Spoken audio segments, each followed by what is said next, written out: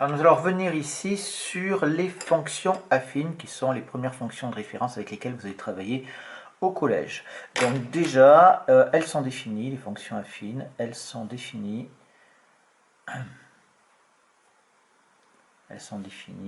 par f de x est égal à ax plus b. Ça, vous connaissez, il n'y a pas de problème, où a et b sont deux réels. Quelconques. Bien entendu, a s'appelle le coefficient directeur. Ça, c'est pareil, un vocabulaire que vous connaissez, coefficient directeur. Et b s'appelle l'ordonnée à l'origine.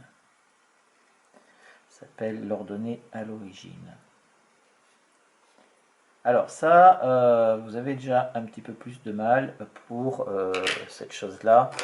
Donc je vais préciser un petit peu pour B et on va voir un petit peu de quoi il s'agit. Alors, ici, j'ai quand même une remarque à faire auparavant. Remarque. C'est que si b est égal à 0, alors on a f de x qui est égal à ax, et ça, si vous vous rappelez bien, donc c'est une fonction linéaire.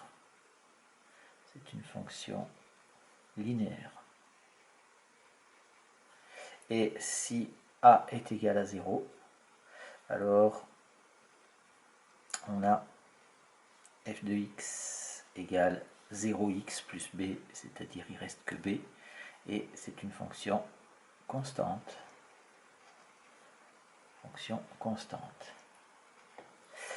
Une propriété que l'on donne avant quoi que ce soit, propriété. La représentation graphique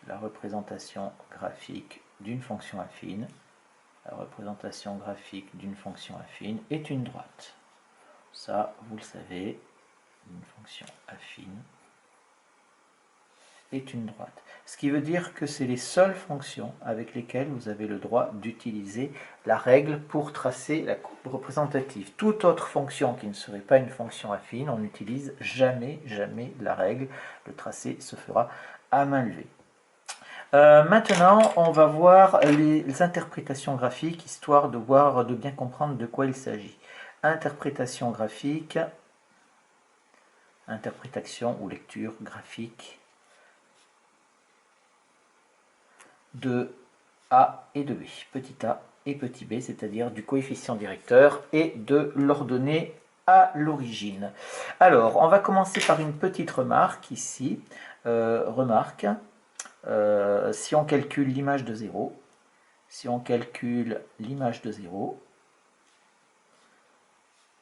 on obtient par la fonction f, on obtient quoi? Eh bien, on obtient ici tout simplement f de 0 qui est égal à a fois x, c'est-à-dire a fois 0 plus b, et ça nous fait est égal à b. Donc l'image de 0 c'est b, donc c'est pour ça qu'on va avoir l'ordonnée à l'origine. Alors regardez ce que ça va donner si je fais la représentation graphique de ma fonction affine. Alors je prends une fonction affine quelconque, puisque je suis dans le cours, je ne prends pas une fonction affine spécifique, sauf dans les exercices types qu'on verra un petit peu plus loin. J'ai donc ici un repère, d'accord, qui est gradué d'une certaine façon. Je vais avoir l'origine du repère ici, et je vais avoir donc ma droite qui va être comme ceci. Je prends n'importe quoi, c'est une droite quelconque. Donc ici, je vais avoir donc y égale f de x, c'est-à-dire y est égal à ax plus b pour l'équation de ma droite. Qu'est-ce que je fais là-dessus? Eh bien, il y a une chose qui est sûre, c'est-à-dire que quand je prends l'image de 0, l'image de 0, je me place donc à 0 sur l'axe des abscisses, et j'ai l'image de 0 qui est là, c'est-à-dire que là, j'ai le petit b, c'est-à-dire mon ordonnée à l'origine. D'accord? Ça, c'est toujours comme ça. Donc, la première chose, c'est que l'ordonnée à l'origine, je vais écrire en couleur histoire de bien le comprendre, l'ordonnée à l'origine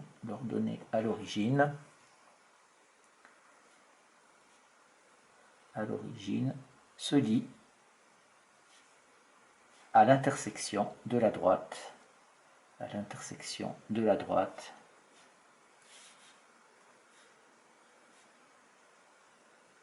avec l'axe des ordonnées. Voilà, ça c'est toujours pareil, c'est-à-dire, et c'est pour ça qu'on appelle ça l'ordonnée à l'origine, c'est-à-dire quand on se met à l'origine sur l'axe des abscisses, eh bien on regarde l'ordonnée ici, c'est-à-dire l'image de 0, et ça nous fait petit b. Maintenant, pour le coefficient directeur, eh bien c'est pas compliqué du tout. En fait, qu'est-ce qu'on va faire? On va prendre 2 points n'importe où sur la droite. Donc je vais prendre un point ici que je vais appeler grand A. Et ici, je vais prendre un point là que j'appelle grand B. D'accord, tout simplement. Et qu'est-ce que je vais faire? Eh bien, ici, faites attention, hein, ne mélangez pas. Grand A et grand B, ce sont des points. Petit a, c'est le coefficient directeur. Et petit b, c'est l'ordonnée à l'origine. Donc, ne mélangez pas les lettres majuscules qui sont réservées pour les points et les lettres minuscules qui sont pour les coefficients qu'il y a dans la fonction affine, c'est-à-dire pour l'expression de la fonction affine. Eh bien, ici, quand on fait ça, qu'est-ce qu'on fait? Eh bien, on va juste se déplacer ici, aller du point A au point B, mais on va décomposer, c'est-à-dire qu'on va se déplacer comme ceci. Je vais me déplacer là, et après, je vais me déplacer comme ceci là.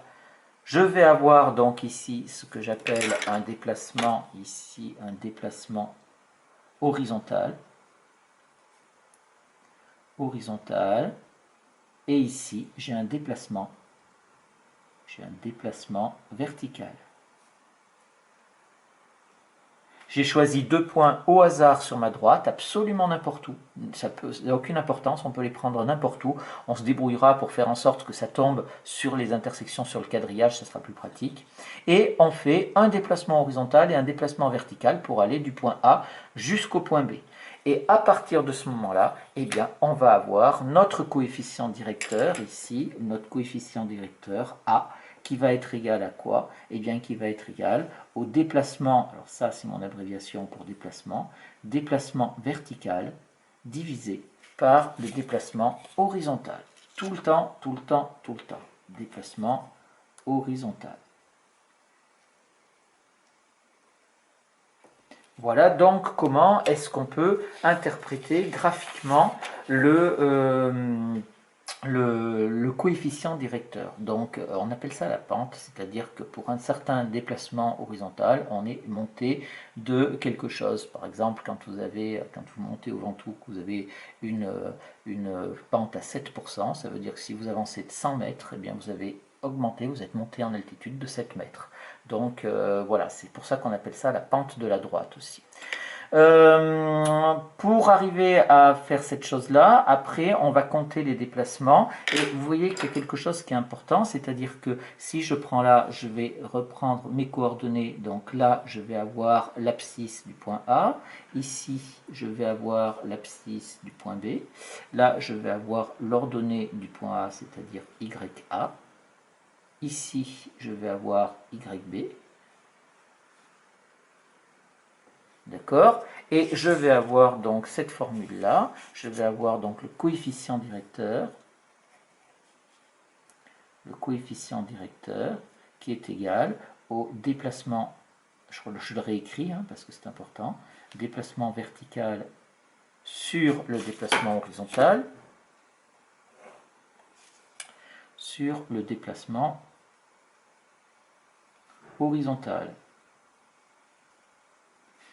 Et si je veux calculer mon déplacement vertical, il est ici.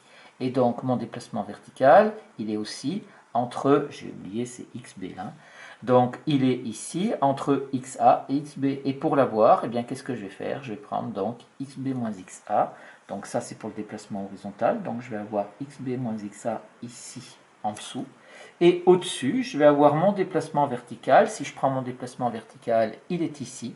Il est donc ici, entre YA et YB. Donc je vais avoir YB moins YA. Et on retrouve la formule que l'on avait vue en classe de seconde pour calculer le coefficient directeur. Donc si vous avez les coordonnées de 2 points, vous pouvez utiliser cette formule-là. Si vous avez un dessin, alors on va le faire directement comme ceci. Une remarque qui est importante, c'est que les déplacements, ils peuvent être positifs ou négatifs. Donc les déplacements sont comptés positivement,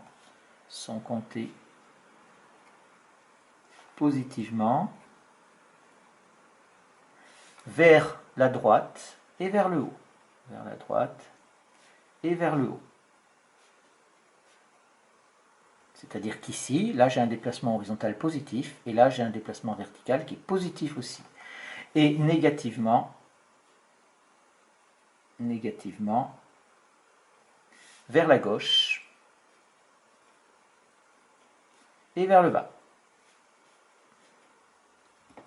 Voilà un petit peu pour ne pas se tromper au niveau des déplacements. On va voir sur un exemple un petit peu plus loin comment est-ce qu'on peut faire ça. Une dernière propriété qui dépend, que vous connaissez et qui ne pose pas de problème, c'est que si A est positif, alors la fonction est strictement croissante, c'est-à-dire que la droite monte, la fonction est strictement croissante. Ça, c'est quelque chose que vous retenez bien habituellement, c'est pour ça que je ne développe pas.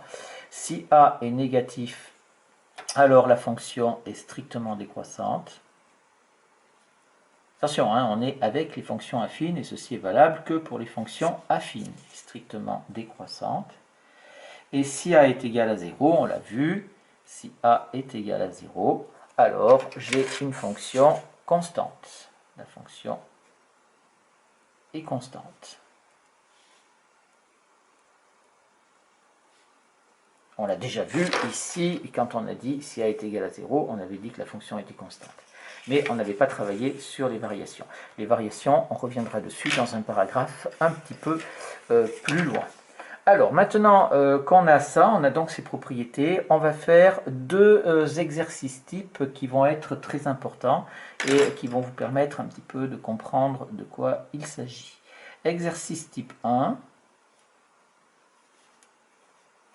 Donc déterminer graphiquement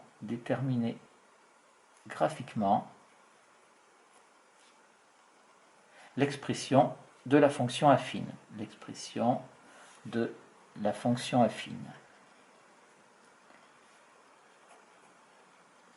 Alors, on fait donc un dessin ici. Donc là, je vais prendre quelque chose de plus précis avec un repère bien délimité.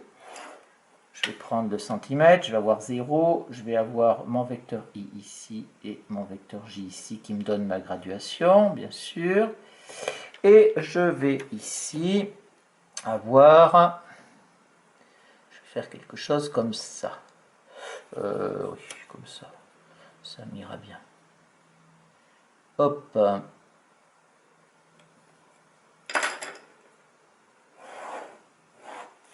J'ai la droite D. Donc là, j'ai y égale à x plus b. Bien, alors maintenant, quand je regarde ça, eh bien, je vais avoir, il faut arriver à déterminer graphiquement la fonction affine. Ici, je vois que je suis à 2 à cet endroit-là. Donc, je peux dire que graphiquement, je vais dire que le point A, ce point, on a f de 0 est égal à 2, donc B est égal à 2, c'est-à-dire que j'ai l'ordonnée à l'origine. D'accord? On sait bien qu'au départ, on a f de x est égal à ax plus b. Ok, ça c'est la première chose, on dit que la fonction est une fonction affine. Ensuite, graphiquement, f de 0 égale 2, ça me donne donc mon ordonnée à l'origine. Ici, on a une première valeur qui est donnée. Maintenant, si je veux faire le coefficient directeur, pour le coefficient directeur, qu'est-ce que je vais faire? Eh bien, je vais prendre ici des points sur la courbe. Alors, je vais prendre ce point-là, c'est-à-dire je vais prendre le point A qui va être là, et puis je vais prendre un autre point, eh bien, je vais prendre celui-là, par exemple. Mais ça pourrait être n'importe lesquels. J'ai pris cela, pourquoi? Parce qu'il tombe pile sur mon quadrillage, donc je prends mon point B ici. Et qu'est-ce que je fais? Eh bien, je vais aller du point A au point B en faisant mon déplacement horizontal et mon déplacement ici vertical. Mon déplacement vertical, je vois que, attention, il faut que je respecte l'échelle. Hein. Vous voyez que moi j'ai 1 pour 1 cm, donc j'ai 2 carreaux, mais mon déplacement ici, il vaut donc plus 1. Pourquoi plus 1? Parce que je monte, je vais vers le haut. Et là, qu'est-ce que je fais? Eh bien, je regarde, je vais 1, 2, 3, j'ai plus 3. D'accord? Et donc, je vais dire graphiquement, maintenant, je vais pouvoir compléter. Je vais dire donc le coefficient directeur. Le coefficient directeur qui est égal à A, qui est égal au déplacement vertical sur le déplacement horizontal. Et ça nous fait donc le déplacement vertical, j'avais donc 1. Le déplacement vertical, j'ai 3. Donc j'ai un tiers. Comme ça ne tombe pas juste, je suis obligé de laisser un tiers. Je ne peux pas mettre 0,3333. Et j'ai donc la conclusion. Je vais pouvoir dire que f de x est égal à ax plus b. Mais maintenant, j'ai quoi? J'ai la valeur de a qui vaut un tiers, d'accord? Et j'ai la valeur de b aussi, donc je remplace. Donc ça nous fait un tiers pour mon coefficient directeur, on n'oublie pas le x, plus l'ordonnée à l'origine, c'est-à-dire plus 2. Et voilà donc ma fonction affine que j'ai réussi à déterminer. Voilà pour ce premier exercice type qui est un exercice de lecture graphique. Faites attention, hein, surtout à la lecture, de bien voir le sens. Ici, j'ai bien un déplacement de plus 3 et de plus 1. Un exemple, un exercice type 2 qui va se faire cette fois-ci par le calcul. Exercice type 2. Exercice type 2. Déterminer la fonction affine. Déterminer la fonction affine petit f dans la représentation graphique,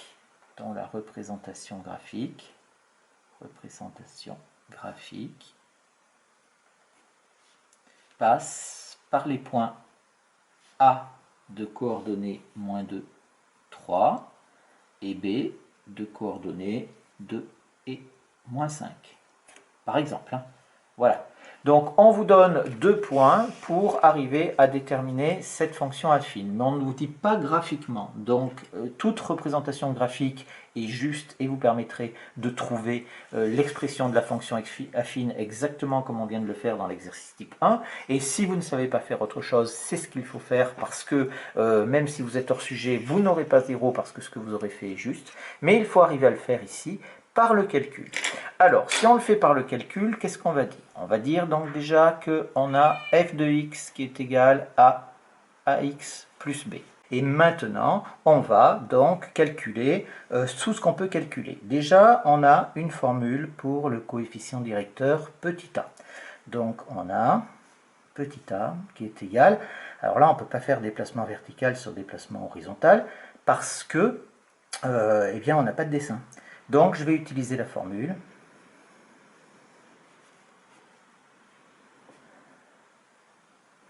YB moins YA sur XB moins XA. Alors là, faites très attention. Il va falloir calculer ça. Il ne va pas falloir se tromper. YB, donc, c'est la deuxième coordonnée de B. Ça nous fait donc moins 5. Moins YA, moins 3. Il n'y a pas de souci. Sur XB, c'est-à-dire 2. Moins XA. Ah, moins 2. Donc faites attention, ça nous fait moins 2 ici. Hein. Ne vous trompez pas, n'oubliez pas un moins.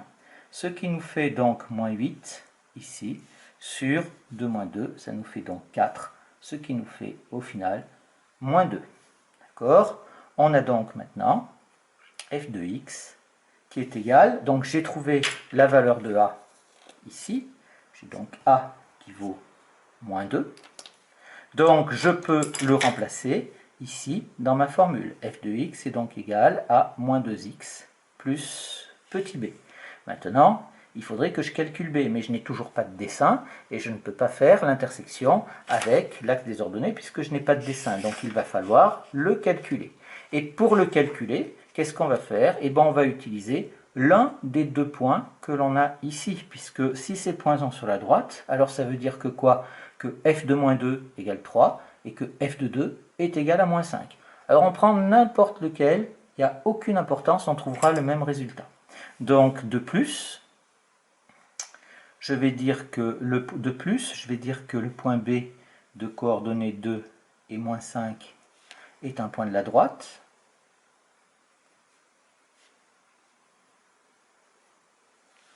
Donc ça veut dire quoi? Ça veut dire que je peux dire que donc f de 2 est égal à moins 5. Et si f de 2 est égal à moins 5, maintenant je le calcule.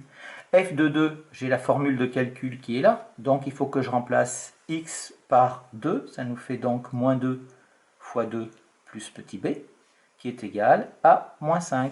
Et je me retrouve avec une petite équation où il faut que je calcule b. Moins 2 fois b, ça me fait donc moins 2 fois 2, ça fait moins 4, plus petit b est égal à moins 5, et ça nous fait donc b est égal à moins 5. Le moins 4, je le passe de l'autre côté, ça fait donc plus 4, et ça nous fait b est égal à moins 1. Et j'ai donc trouvé la valeur maintenant de b qui est ici, et je peux conclure, conclusion,